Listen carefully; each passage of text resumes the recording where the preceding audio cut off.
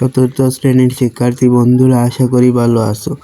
আজ তোমাদের বাংলা প্রথম অধ্যায়ের অতিরিক্ত প্রশ্ন উত্তর সংক্ষিপ্ত বর্ণনামূলক প্রশ্ন নিয়ে আলোচনা করব। চতুর্থ শ্রেণী 2025, বিষয় বাংলা, সংক্ষিপ্ত বর্ণনামূলক প্রশ্ন, প্রথম অধ্যায় অতিরিক্ত প্রশ্ন উত্তর। এই প্রশ্নগুলো তোমাদের অতিরিক্ত। দেখো, 1 নম্বরে রয়েছে পৃথিবীর অন্যান্য দেশে কয়টি ঋতু দেখা যায়? উত্তর লিখব, পৃথিবীর অন্যান্য দেশে সাধারণত 2টি থেকে 3টি ঋতু দেখা যায়। খুব বেশি হলে 4টি ঋতু দেখা যায়, তাই সেসব দেশে প্রতি 2 মাসে একটি ঋতু হয় না। 2 নম্বরে রয়েছে ইলশে গুড়ি কি, বুঝিয়ে লেখো। উত্তর, ইলশে গুড়ি হলো এক ধরনের বৃষ্টি। বর্ষাকালে কখনো কখনো হালকা ঝিরঝিরে বৃষ্টি পড়ে। সেই সময়ে নদীতে জাল ফেলে জেলেরা অনেক ইলিশ মাছ পায়, তাই এমন বৃষ্টির নাম ইলশে গুড়ি। 3 নম্বরে রয়েছে শীতের আগমন কখন টের পাওয়া যায়? শীতের পিঠার আয়োজন সম্পর্কে লেখো। উত্তর, হেমন্তের শেষ দিকে শীতের আগমন টের পাওয়া যায়। শীতে খেজুরের রস দিয়ে অনেক রকম পিঠাপুলি তৈরি করা হয়। গ্রামে পিঠা পায়েস তৈরির ধুম পড়ে। এই হলো 3 নম্বরের উত্তর।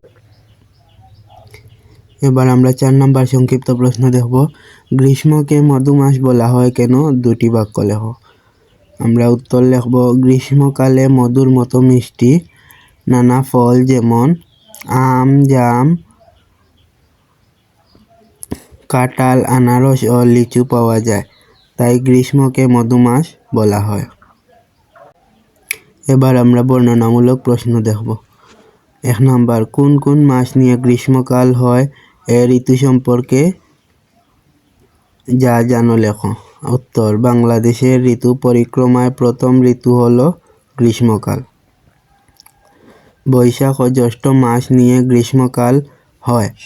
এ সময় সূর্য যেন একটু বেশি তাপ দেয়, প্রকৃতিতে থাকে অসহ্য গরম, বিশেষ করে আগুন জ্বালানো দুপুরে। তবে এ সময় আম, জাম, কাঁঠাল, আনারস, লিচু ইত্যাদি মধুর মতো মিষ্টি ফল পাওয়া যায়, তাই এই ঋতুকে মধুমাস বলা হয়। 2 নম্বরে রয়েছে শীতকাল সম্পর্কে বর্ণনা দাও। উত্তর, হেমন্তের শেষ দিকে শীতের আগমন টের পাওয়া যায়। শীতের আগমনে প্রকৃতিতে বিশেষ পরিবর্তন আসে। শীতকালে উত্তরে হাওয়া বয়। উত্তর দিক থেকে আসা এই হাওয়া খুব ঠান্ডা। ঠান্ডা থেকে বাঁচার জন্য শীতের রাতে লেপ কাঁথা গায়ে দিয়ে ঘুমাতে হয়। শীতে খেজুরের রস দিয়ে তৈরি হয় নানা রকম পিঠাপুলি। এবার আমরা 3 নম্বর প্রশ্ন দেখব। 3 নম্বরে বলা হয়েছে বসন্ত ঋতু কোন ঋতুর পর শুরু হয়?